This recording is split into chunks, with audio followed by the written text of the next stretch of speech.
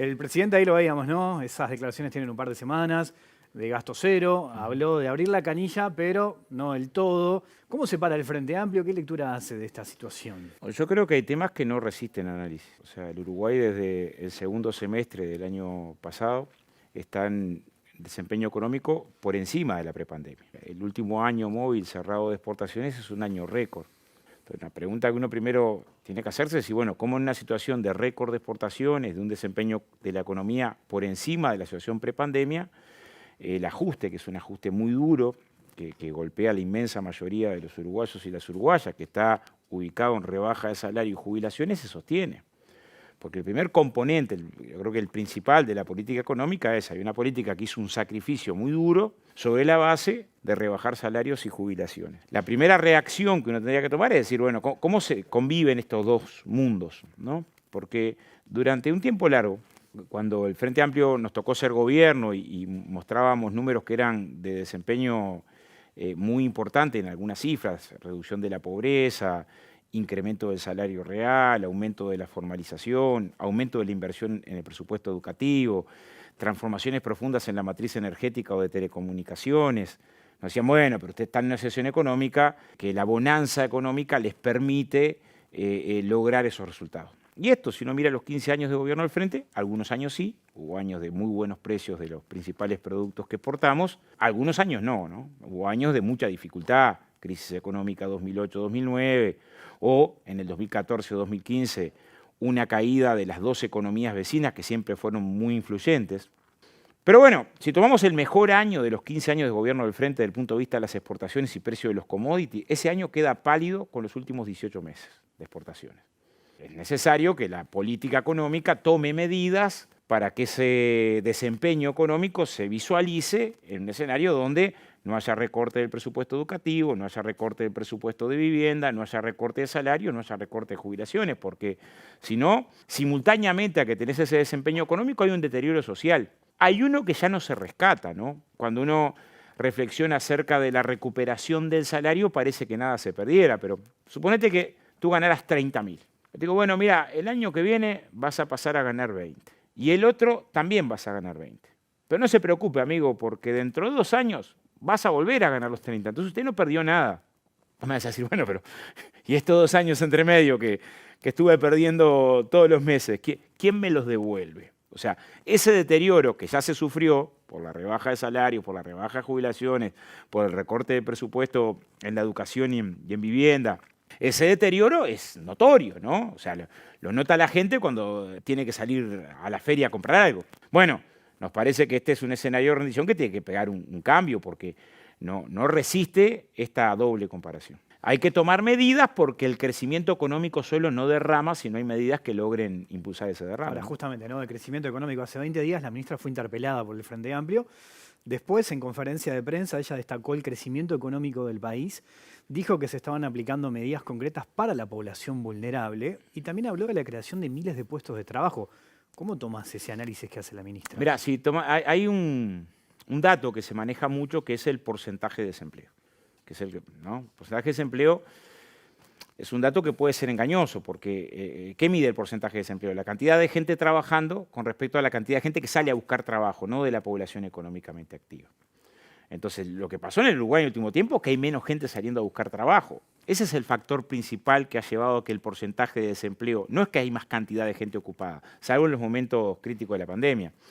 Yo miraba un planteo que hacía el ministro de Trabajo estas horas, ¿no? Decir, bueno, pero el porcentaje tal. Si uno toma el último trimestre, que es de los peores de los gobiernos, el último trimestre del gobierno Frente Amplio, el trimestre del verano, digámosle, enero, febrero, marzo del año 2020. La tasa de empleo, que es la cantidad de gente trabajando, la tasa de empleo era 57,2. La tasa de empleo de este último trimestre es 57,3. O sea, la variación en torno a la cantidad de gente trabajando es una variación insignificante. Ahora, el empleo no es solo un problema de la cantidad de empleo, porque hay otros componentes que agregan con respecto al empleo. Esa cantidad de gente trabajando está trabajando con mucho menos salario que el que tenía hace 3 años atrás. O sea, lo pagó con rebaja salarial y con un indicador en el que era de los centrales cuando el Frente Amplio asumió el gobierno, que a veces no lo logramos instalar en el debate político, todo el mundo se acuerda de la miseria que se vivió acá en el 2002, 2003, 2004, la crisis, y uno a veces tiende a asociar la pobreza al desempleo. Así, bueno, está muy pobre, y es cierto, porque tuvimos tasas de desempleo que fueron del 14, del 15, hubo algún mes de 18, 19% de tasa de desempleo. Entonces uno en general asocia desempleo a pobreza. Ahora, cuando el Frente Amplio asumió el gobierno, el desempleo explicaba una parte de la pobreza. Tanto es así que de la población ocupada, 1 de cada 4 trabajadores, o sea, un 25% de los trabajadores ocupados, no desempleados, estaba bajo la línea de la pobreza. O sea, la pobreza era explicación del desempleo, la precariedad, pero también de salarios que eran raquíticos, de ausencia de negociación colectiva, de una política salarial muy contractiva, de un salario mínimo que era el más bajo de América Latina. A veces nos olvidamos. Siempre recuerdo un compañero nuestro, justo ahora que estamos en la conferencia anual de la OIT, que cuando va a la OIT y habla del salario mínimo en el Uruguay y dice el salario mínimo es $40, ¿no? Lo llamaron de la versión taquigráfica a decir, hay un error, se equivocó, no, le faltó, es 140, es 240, no, $40. Ese salario mínimo y esa política salarial y esa forma de abordar la relación laboral ubicaba que 1 de cada 4 trabajadores ocupados estaba en la pobreza. Con los gobiernos Frente Amplio esto no desapareció, pero se disminuyó notoriamente.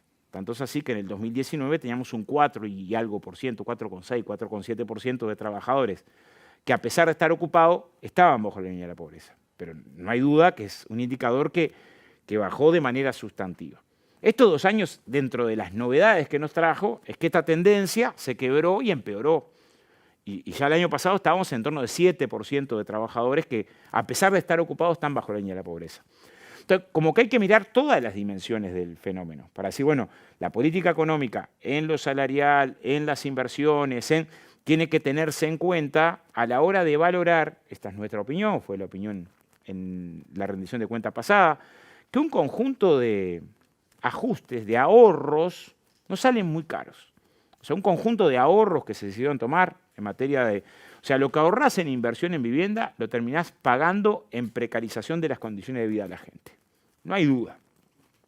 Uruguay pasó de 850.000 hogares que no tenían dificultades desde el punto de vista de la vivienda a trepar a 1.100.000 hogares que no tenían dificultades. Eso tuvo que ver con niveles de inversión, insuficientes, pero con niveles de inversión.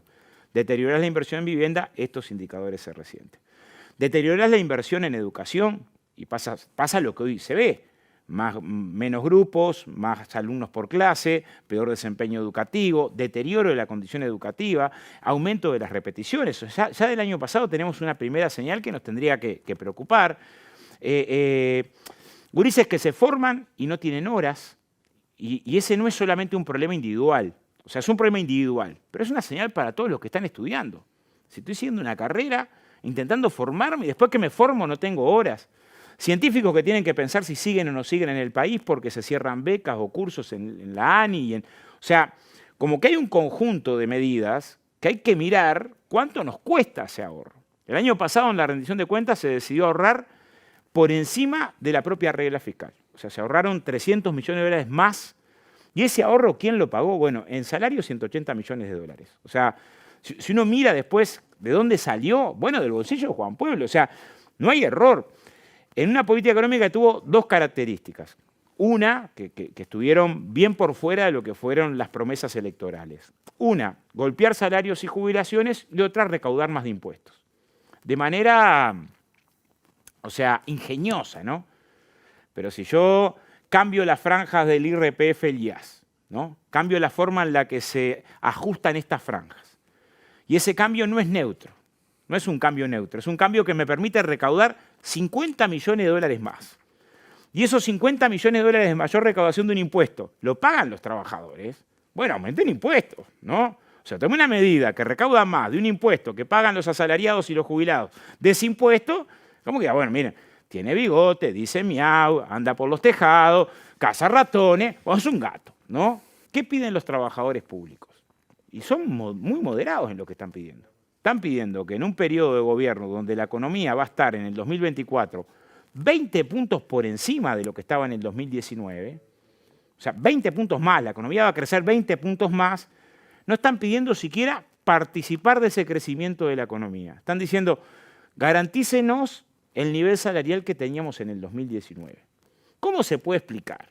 O sea, con sensatez, que en una economía que va a estar 20 puntos por arriba, una recaudación que va a estar 20 puntos por encima de lo que estaba en el 2019, siquiera puedo empatar con los salarios del 2019. Bueno, es una forma de expresar que elegí quién gana y quién pierde. O sea, elegí, hay sectores sociales que son los que van a perder, los que están perdiendo desde el punto de vista de que pagan con su esfuerzo, desde el punto de vista del deterioro de la condición social. Los indicadores de la capacidad de consumo de los hogares nos tendrían que poner los pelos de punta. El deterioro de indicadores tan sensibles, como informa la Cátedra de Nutrición, como el incremento de la inseguridad alimentaria, tanto la global como la severa, nos tendrían que interpelar, porque sabemos que además la población que está más afectada ahí son los niños. Estamos trabajando en una iniciativa para ampliar la cuestión de los comedores escolares durante todo el año y CAIF a los efectos de decir, bueno, tenemos que garantizar cuestiones básicas, porque ¿cómo puede ser que, repito, en el mismo momento en el que estoy anunciando récord de exportaciones, récord de crecimiento económico, récord de derivados financieros en el exterior, récord de depósito, esta situación, que no se resuelve solo con medidas puntuales focalizadas, sino atendiendo cuestiones estructurales, yo creo que salarios, jubilaciones, inversión en vivienda, presupuesto educativo, son claves para revertir una orientación económica que no tiene en cuenta, o sea, las cuentas no cierran porque están cerrando con grandes mayorías de nuestro pueblo afuera.